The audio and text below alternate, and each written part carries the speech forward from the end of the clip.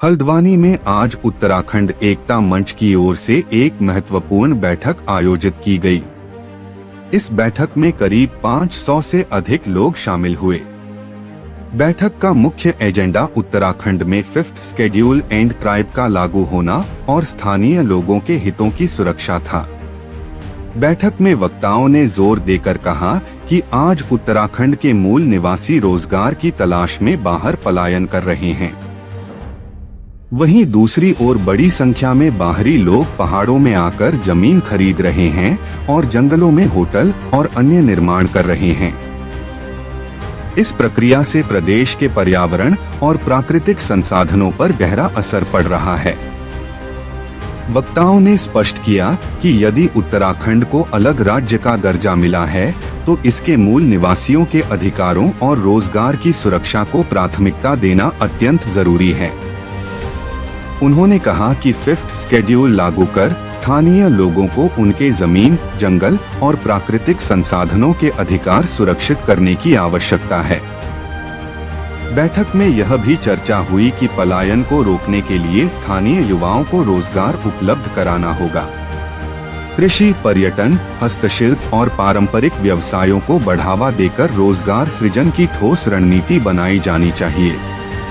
नेताओं ने यह सुझाव दिया कि राज्य सरकार और केंद्र सरकार मिलकर 5th शेड्यूल की प्रक्रिया को शीघ्र प्रभावी बनाएं, ताकि पहाड़ों में मूल निवासियों के अधिकार सुनिश्चित हो सकें और उनके जीवन स्तर में सुधार हो। बैठक के दौरान कई वक्ताओं ने आगाह किया कि यदि स्थानीय लोगों के हितों की अनदेखी जारी रही तो प्रदेश में सामाजिक असंतोष बढ़ सकता है। उन्होंने सरकार से मांग की कि स्थानीय लोगों की सुरक्षा, रोजगार और सांस्कृतिक विरासत की रक्षा सर्वोच्च प्राथमिकता हो। अंत में बैठक में शामिल लोगों ने एक संयुक्त संकल्प लिया कि वे प्रदेश में 5th शेड्यूल लागू होने तक इस मुद्दे पर लगातार आंदोलन करेंगे। बैठक में सामाजिक संगठन, युवाओं और विभिन्न जनप्रतिनिधियों की उपस्थिति ने इस विषय की गंभीरता को दर्शाया। इस बैठक के माध्यम से उत्तराखंड के मूल निवासियों के हितों, पर्यावरण संरक्षण और रोजगार सृजन की आवश्यकता पर एक सशक्त संदेश प्रदेश और केंद्र सरकार तक पहुंचाया गया।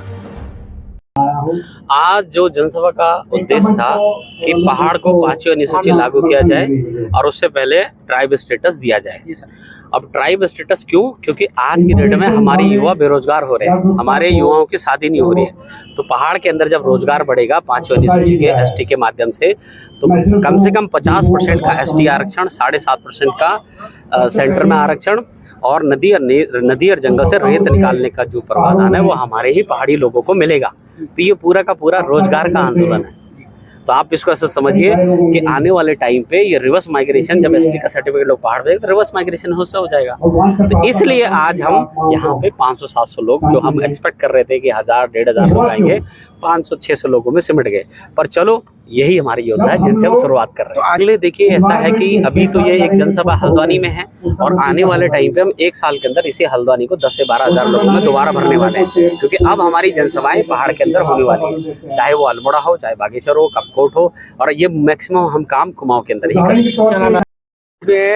घरों में लगे ताले, मंदिर में लगे ताले, स्कूल में लगे ताले, और इन तालों को सिर्फ एक ही चाबी खोलने की, वो है 5वीं अनुसूची। जब 5वीं अनुसूची लागू होगी तो हमें जल जगह जमीन पे हमको मिलेगा 100% मिलेगा अधिकार। हमारे उत्तराखंडियों को 2.5 से 3 लाख मिलेंगे रोजगार। देखिए ये है कि अगर आप, मैंने बहुत पहले कभी मैं जब छात्र नेता था तो एक बात कही थी कि उत्तरांचल, उस समय उत्तरांचल कहते थे, उत्तरांचल कम उतरा हुआ आंचल ज्यादा बन गया है उत्तराखंड। कि आपने एक चीज तो ला करके दे दी, एक स्टेटस तो ला के आपने राज्य का दे दिया, लेकिन उसके अंदर जिस विषयांतर को लेकर करके उत्तराखंड राज्य का गठन हुआ, उसकी कितनी पूर्ति हुई?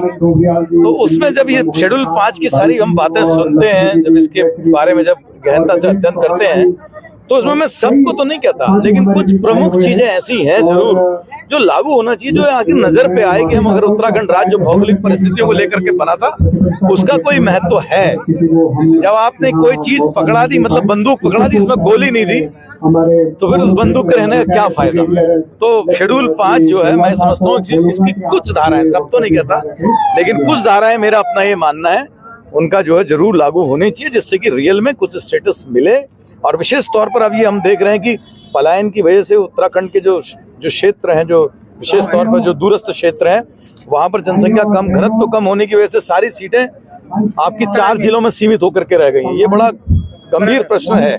उत्तराखंड राज्य की जो अभी दुर्दशा हो रही है, चाहे हिमालय की बात कहें, चाहे पहाड़ों के दरकने की बात कहें, पहाड़ की सुरक्षा की बात कहें, और जो अभी हमारे बीच जो महिलाओं के साथ, जो बच्चियों के साथ ऐसे दुष्कर्म हो रहे हैं, इसकी बात कहें, पलायन की बात कहें, रिवर्स पलायन की बात कहें, इन सभी चीज़ों के लिए हम यहाँ पर एकत्रित हैं और हम मांग कर रहे हैं कि इन सभी का एक ही समाधान हो सकता है, वो है 5वीं अनुसूची 5th शेड्यूल जब लग पाएगा तभी इन सभी समस्याओं से हमें समाधान मिल पाएगा।